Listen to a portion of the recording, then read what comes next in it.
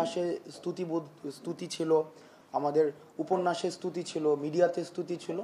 আমাদের এই স্তুতির জায়গা থেকে আমাদেরকে বের হয়ে আসতে হবে এবং যেই আমরা যে চয়েস অফ ডিকশন একজন মানুষকে পরিচয় করিয়ে দেওয়ার ক্ষেত্রে আমাদের যে শব্দচয়ন, দেখা যায় মানুষের নাম 2 ওয়ার্ডে থাকে কিন্তু সেখানে 15, 20টা 30টা করে হচ্ছে ম্যাটাফরিক সেইখানে চয়েস অফ ডিকশন ব্যবহার করা হয়, যেগুলো জাতিগতভাবে আমাদেরকে বিভিন্ন সময় আগে বিব্রত করেছে। আমরা এই সংস্কৃতি থেকে আগে বের হয়ে আসতে চাই, কারণ এগুলো হচ্ছে কালচারালি বার্ডেন। তো যাই হোক, আমাকে বেশিরভাগ ক্ষেত্রে মাঠে দেখা যায়, মাঠে বিভিন্ন দফা দাবিতে, কাউকে 1 দফা দিয়ে হচ্ছে পদত্যাগের দাবি, কাউকে হচ্ছে এই চেয়ার থেকে নামানোর দাবি। তো এই সব কিছুর ঊর্ধ্বে আমি ছাত্র, আমি ঢাকা ইউনিভার্সিটি থেকে ইংরেজি থেকে আমার অনার্স কমপ্লিট করেছি, মাস্টার্স ছিল আমার applied linguistics and English language teaching, এবং হচ্ছে যে curriculum design, course outline design, এবং হচ্ছে কিভাবে এই বিষয়গুলোর সাথে আমাদের প্র্যাকটিক্যালি কাজ করার সুযোগ হয়েছে একাডেমিক জীবনে, এবং হচ্ছে আমরা দীর্ঘ সময় ক্লাসরুমের সাথে জড়িত। আমি দীর্ঘ 8 বছর ধরে পড়াই, আমি এখনও পড়াই university, tertiary education, secondary, primary সবগুলোর সাথেই। Double million offer, Walton fridge কিনে পেতে পারেন 20 লক্ষ টাকা, রয়েছে কোটি কোটি টাকার নিশ্চিত উপহার। জড়িত থাকার সুযোগ হয়েছে। তো সেই জায়গা থেকে খুব সংক্ষেপে একটা বিষয় বলতে চাই। দেখেন, আমাদের যেই সেন্সরশিপ, আমাদের যেই academic censorship, cultural censorship, media censorship, এই বিষয়গুলো কিন্তু এখন না। আমরা হয়তো এই বিষয়গুলো নিয়ে আলোচনা করছি ডিজিটাল সিকিউরিটি অ্যাক্টের পর থেকে, অথবা বিরাজনীতিকরণের যেই বছরটা, এই 2009 সাল পরবর্তী সময়ে আমাদের এই শব্দগুলো বা এই বাজওয়ার্ডগুলোর সাথে আমাদের হচ্ছে এই অঞ্চলের মানুষগুলোর পরিচিত হয়েছে, যে সেন্সরশিপ, লাইসেন্স, তারপরে হচ্ছে একটা হচ্ছে গাইডেড রাইটিং, একটা হচ্ছে আনগাইডেড রাইটিং, একটা হচ্ছে ক্লোজড এন্ডেড রাইটিং, একটা হচ্ছে ওপেন এন্ডেড রাইটিং। এই বিষয়গুলোর সাথে হয়তো আমাদের আলোচনা পরিচিত হয়েছে, কিন্তু এই বিষয়গুলি ইংল্যান্ডে বা ওয়েস্টে অনেক আগে থেকেই পরিচিত। যেমন আমরা জন মিল্টনের এরিওপেজিটিকা যখন আমরা পড়ি, জন মিল্টনের এরিওপেজিটিকা লেখা হয়েছে 17th সেঞ্চুরিতে, 1644। তখন জন মিল্টন এরিওপেজিটিকাতে উনি কেস ডেভেলপ করছেন এইভাবে যে books of any types should be published unless blasphemous and libellous মানে হচ্ছে ইন্টেনশনালি যদি কাউকে মেলাইন করা হয়, ইন্টেনশনালি ক্যারেক্টার অ্যাসোসিনেশন করা হয়, ওই ধরনের বইগুলোকে পাবলিশ করার ক্ষেত্রে একটা সেন্সরশিপ দেওয়া যেতে পারে। আর ব্লাসফেমাস হচ্ছে ইন্টেনশনালি যদি ধর্মীয় বুধকে যদি হচ্ছে হিউমিলিয়েট করা হয়, ওই 2টা বই ছাড়া books of any types should be published, যে কোনো ধরনের বই। কিন্তু দুঃখজনকভাবে এটা সত্য যে আমাদের যারা বুদ্ধিজীবী মহলে ছিল গত 16 বছরে, আমরা ইতিহাসটাকে একটা ব্র্যাকেট বন্দি করে ফেলেছিলাম। মানে ইতিহাসের গতিপথটাকে নিয়ন্ত্রণ করতে চেয়েছিল একটা নির্দিষ্ট একটা সংঘবদ্ধ একটা বুদ্ধিজীবী গোষ্ঠী। তারা ইতিহাসের বাঁকটাকে নির্ধারণ করে দিতে চেয়েছিল, একটা ব্র্যাকেট বন্দি করেছিল, এবং এই যে একটা ব্র্যাকেট বন্দি করার কারণে ইতিহাসের আসলে বিকাশ ঘটেনি। এটা কিছু ব্যক্তি, কিছু পরিবার, এটা একটা হিস্টোরিক্যাল একটা হিজেমনি ক্রিয়েট করেছে, একটা পরিবারতন্ত্র ক্রিয়েট করেছে, একটা যেটার বিরুদ্ধে হচ্ছে কিন্তু আমরা একটা দমবন্ধ করে একটা সিচুয়েশনে আমরা ছিলাম গত 16 বছর। আমার স্পষ্ট মনে আছে, আমি যেদিন ক্লাস 6-এ আমি হচ্ছে ক্লাস করতে যাই, ক্লাস 6-এ প্রথম ক্লাস করতে যাই, ওই দিন হচ্ছে আওয়ামী লীগ সরকার প্রথম ক্ষমতায় আসে। মানে আমি ক্লাস 6-এ গিয়েছি, অর্থাৎ আমরা একদম তরুণ একটা প্রজন্ম। অর্থাৎ আওয়ামী লীগ সরকারের পূর্ববর্তী যেই সরকারগুলো ছিল তাদেরকে আমরা প্র্যাকটিক্যালি আমরা দেখার সুযোগ হয় নাই। 2009 পরবর্তী যে সময়টা, আমরা পুরো সময়টা কিন্তু আমরা দেখেছি, আমরা বুঝ করেছি, আমরা অনুভব করেছি, তাদের সাথে কাজ করেছি, তাদের যে made up history, manipulated history, tempered history, এই বিষয়গুলোর সাথে কিন্তু আমাদের পরিচয় ঘটেছে। সেই জায়গা থেকে আমাদের প্রস্তাবনা, যেহেতু আমরা একদম শুরু থেকে আন্দোলনে ছিলাম, আমরা শুনেছি বিভিন্ন জায়গা থেকে 24-এর গণ অভ্যুত্থানটাকে একটা সাব হিস্ট্রি হিসাবে উপস্থাপন করার একটা চেষ্টা করা হচ্ছে, যেটা সাব হিস্ট্রি, এটা হিস্ট্রি না, এটা হচ্ছে less than history, less and not more than history, not equal to history, but less than history. So this is actually problematic. এখানে হচ্ছে বিষয়টা হচ্ছে আমাদেরকে মাথায় রাখতে হবে, এই 24-এর আমি নবম দশম শ্রেণী, class 6 to 10, ranging from 6 to 10, তাদের জন্য আমি যে হিস্ট্রিটা নির্ধারণ করছি, এটা আমরা মনে করছি এটা হচ্ছে আমাদের পূর্ববর্তী প্রজন্মের যে হিস্ট্রি, ৭১-এর হিস্ট্রিটাই হচ্ছে মূল হিস্ট্রি, আর ২৪-এর হিস্ট্রি এটা যেহেতু ঘটিত হয়েছে একটা তরুণ প্রজন্মর দ্বারা, সুতরাং এটা হচ্ছে একটা সাব হিস্ট্রি। এই যে একটা পেরুকিয়াল একটা মাইন্ডসেট, এই মাইন্ডসেট থেকে মনে হয় আমাদের একটু বের হতে হবে।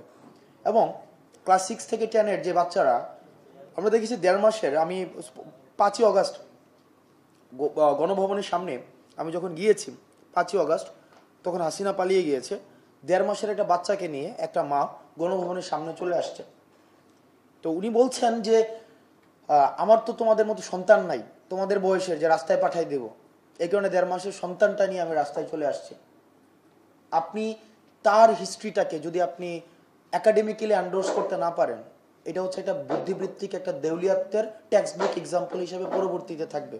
আর হিস্ট্রি কখনোই এমনিস্টি দেয় না। আওয়ামী লীগ কোটি কোটি টন কাগজ নষ্ট করেছে শুধুমাত্র মুজিব কালকে প্রতিষ্ঠিত করার জন্য। কোটি টন আননেসেসারিলি।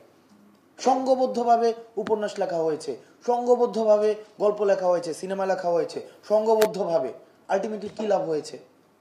কারণ এই যে ওভারবার্ডেন, একটা ইম্পোজিং হিস্ট্রি কাজে লাগে না। স্বতঃস্ফূর্ত স্পন্টেনিয়াস একটা বিষয়ের মধ্যে যদি স্পন্টেনিয়াটি না থাকে, আলটিমেটলি এটার মধ্যে একটা ভমিটিং হয়। সুতরাং এই যে আমাদের এই যে তরুণ প্রজন্ম, এরা হিস্ট্রি রিডার না। ওদেরকে হিস্ট্রি রিডার মনে করে তাদেরকে যে একটা সাবক্লাস হিসেবে দেখার যে আমাদের দৃষ্টিভঙ্গি, এটা চেঞ্জ করে তাদেরকে আমাদের হিস্ট্রি মেকার হিসেবে আমাদেরকে স্বীকৃতি দিতে হবে। তারা কিন্তু হিস্ট্রি রিডার না, তারা হিস্ট্রি মেকার। তো সুতরাং তাদের ওই জায়গাটাই দেখতে হবে।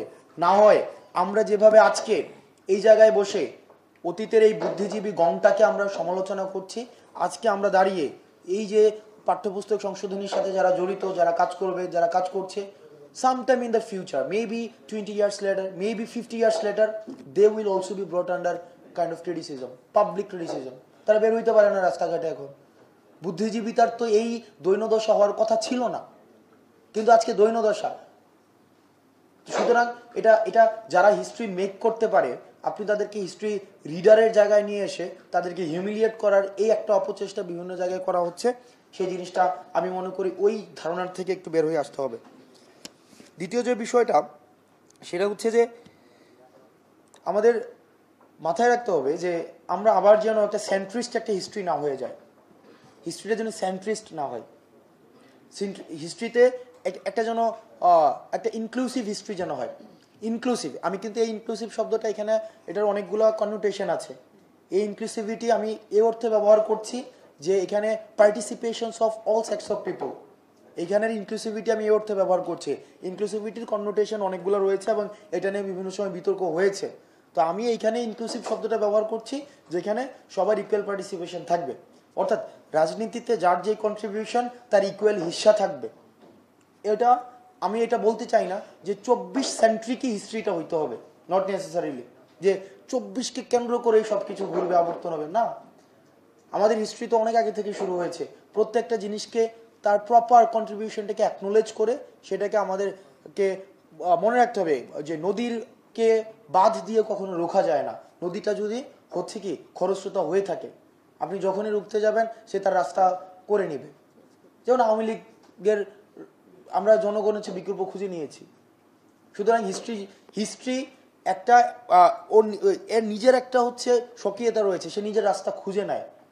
হিস্ট্রি যখন কোনো ধরনের সে হিরো খুঁজে না পায়, সে নিজে হিরো ক্রিয়েট করে নেয়। তো সেই জায়গা থেকে আমরা যেন একটা সেন্ট্রিস্ট হিস্ট্রির দিকে না যাই, সেখানে আমাদের রাইট উইংয়ের যারা রয়েছে, লেফট উইংয়ের যারা রয়েছে, সেন্ট্রিস্ট যারা রয়েছে, centrist aligning to right, centrist aligning to left, তাদের জন্য ইকুয়াল হচ্ছে কন্ট্রিবিউশন থাকে। আমি বলছি না সবাইকে উইপ আউট করে দিতে হবে। এই উইপ আউট করে দেওয়া কিন্তু আবার একটা ফেসিস্ট একটা হচ্ছে একটা কাইন্ড অফ মেন্টালিটি। নো, কন্ট্রিবিউশনটাকে অ্যাকনোলেজ করে সবাইকে ইকুয়াল হিস্সাটাকে বুঝিয়ে দিতে হবে। সব শেষে যেহেতু আমরা এই প্রজন্ম, আমরা এখানে যারা রয়েছেন, এটা একটা একাডেমিক ডিসকাশনে যারা রয়েছেন, এখানে আমার সরাসরি শিক্ষক সমপর্যায়ের অনেকে ছিলেন। একটা বিষয় আমাদেরকে মাথায় রাখতে হবে, এটা আপনারা ফিল করতে পারছেন কিনা আমি জানি না, এই 24-এর দায়ভার এই বুদ্ধিজীবী মহল নেয় নাই, আমরা তাদেরকে দিব। এই আজকের এই পর্যায়ে পৌঁছানোর 2000 যেই শহীদ হয়েছে, এই বিষয়টাকে আটকানো যেত যদি পূর্বাচলের ফ্ল্যাটের লুপ ত্যাগ করা যেত, যদি আমরা দেখতাম বুদ্ধিজীবীরা যখন প্রশ্ন করতেন, প্রত্যেকটা প্রশ্নের একটা বিনিময় মূল্য থাকতো। অর্থাৎ প্রশ্নটা এমনভাবে করা হতো, এই প্রশ্নের মধ্য দিয়ে হয় তার কোনো একটা অধিদপ্তরের ডিজি হওয়া নিশ্চিত, অথবা প্রধানমন্ত্রীর সফর হওয়া নিশ্চিত, অথবা যেমন এখন তো যেমন এনসিটিভির একজন ডিজি হওয়া, তারপর হচ্ছে শিক্ষা অধিদপ্তরের ডিজি হওয়া, বিভিন্ন এই যে অর্থাৎ মাথার মধ্যে at the back side of his mind always থাকতো কি যে আমি এই প্রশ্ন দিয়ে আমার যারা হচ্ছে নিয়োগকর্তা তাদের স্তুতি বন্দনা হবে এবং এই প্রশ্নের বিনিময় মূল্য আমার একটা হচ্ছে আউটকাম থাকবে। আমরা আপনাদেরকে মাথায় রাখতে হবে, আমি নিশ্চিত এখানে যারা যারা রয়েছেন আপনাদের প্রত্যেকের সন্তান আমার বয়সী বা তারও কম বয়সের সন্তান আছে, তাদের কথা শুনেন। দেখেন তাদের সাথে কিন্তু আপনার পরিবারে কনফ্লিক্ট হয়, ভার্বাল কনফ্লিক্ট, ভার্বাল ডিসপিউট। আমাদের হচ্ছে বাবা মাদের একটা হচ্ছে সবসময় একটা ডায়লগ ছিল, তোর ঘরে আমি হইছি না, আমার ঘরে তুই হইছিস। এটা এটা এটা কিন্তু না, এই কথাটার ওজন অনেক বেশি। এটা কিন্তু একটা হচ্ছে টটোলজিক্যাল গ্রাউন্ডের একটা কথা, কারণ এটার কিন্তু রিফিউটেশন নাই। আপনি যখন মানে whenever you are coming up with this argument, আমার কিন্তু আর কোনো কিছু বলার থাকে না। এটা একটা টটোলজিক্যাল গ্রাউন্ডের কথা, অর্থাৎ এটার কিন্তু এটা হচ্ছে আপনি একদম স্টপ করে দিচ্ছেন। ঠিকই তো, আমার বাবার আগে তো আর আমি আসি নাই। সো এটা হচ্ছে কি মানে historically it is supposed whoever comes first তারাই হচ্ছে সবচেয়ে বেশি জানবে। এই জায়গায় আমরা যারা এই নতুন প্রজন্মের আছি, আমরা কিন্তু এই জায়গায় একটা নুক্তা দিয়ে রাখতে চাই। বিষয়টা এমন না, আমরা অলরেডি একটা জেনারেশন কনফ্লিক্টের মধ্যে আছি। এটা যদি আপনারা বুঝতে না পারেন, আমি মনে করি যে এটা আমাদের জন্য আবার একটা দুর্ভাগ্যের কারণ হতে যাচ্ছে। এটা আমাদের ফিল করা উচিত। আমি যখন আমি এখানে প্রত্যেকটা মানুষকে চেহারা দেখে দেখে মোটামুটি আমি লোকেট করতে পারি যে তারা কোন কোন বুদ্ধিজীবী মহলে বিলং করে। কারণ আমি এখানে অধিকাংশ মানুষকে আমি অনেক বছর ধরে চিনি, তাদের কথা শুনি, তাদের কথা জানি, অধিকাংশ মানুষকে। তো তাদেরকে আমি জানি যে তারা কোন বুদ্ধিজীবী, তার হচ্ছে শিখরটা কোথায়। তো তখন আমি যখন আমার প্রজন্মের মানুষদের সাথে আলোচনা করি, তখন কিন্তু এখন আর ওই যে আমাদের মধ্যে মানে আওয়ামী লীগ, বিএনপি, জামাত, ছাত্রদল, ছাত্রলীগ, শিবির, বাম ডান এগুলো নিয়ে আলোচনা হয় না। আমরা মুরব্বীদের উপরে খুব ক্ষুব্ধ, এটা সত্য। সেই শিবিরের হইতে পারে, ছাত্রদলের হইতে পারে, বৈষম্যবিরোধী ছাত্র আন্দোলন হইতে পারে, আমরা মুরব্বীদের উপরে ক্ষুব্ধ। অর্থাৎ তারা আমাদেরকে ইউটিলাইজ করতে পারছে না। আমি ইউজ বলবো না, ইউজের একটা পেরিকুয়াল একটা কননোটেশন আছে। আমি বলবো যে তারা আমাদেরকে ইউটিলাইজ করতে পারছে না। তারা আমাদেরকে এই যে একটা যে নৌজি একটা মানে ইন্টেনশন, যে ছোট মানুষ কি বুঝবে, বলে দিচ্ছে না কিছুদিন আগে যে সন্তান যদি বাবার আগে যায় দেশ ধ্বংস হয়ে যায়। তো এই আইডিয়া থেকে বের হতে হবে। আপনাদের কাছে যারা বুদ্ধিজীবী বা যারা একাডেমিশিয়ান, আপনাদেরকে আমাদের যেই চিন্তাটাকে, এই চিন্তাটা যেন আমরা প্লেস করতে পারি এবং স্পেস দিতে পারেন, হিস্ট্রিতে অ্যাকুমুলেট করতে পারেন এবং এটাকে যেন একাডেমিক্যালি এন্ডোর্স করতে পারেন। বাচ্চারা শুধুমাত্র গুলির সামনে দাঁড়াবে, দেন হচ্ছে বিপ্লব হবে, চলে যাবে, তারপরে পোস্ট ভাগাভাগি হবে মুরব্বীদের মধ্যে। বাচ্চারা কি বুঝবে, বাচ্চারা কি পারবে? নো, আপনারা তাদের মতামত নেন, তাদেরকে কিভাবে হিস্ট্রিতে লোকেট করা যায়, তাদের এই যে কন্ট্রিবিউশনটাকে কিভাবে অ্যাকনোলেজ করা যায়, এই বিষয়গুলোকে একাডেমিক্যালি এন্ডোর্স করেন।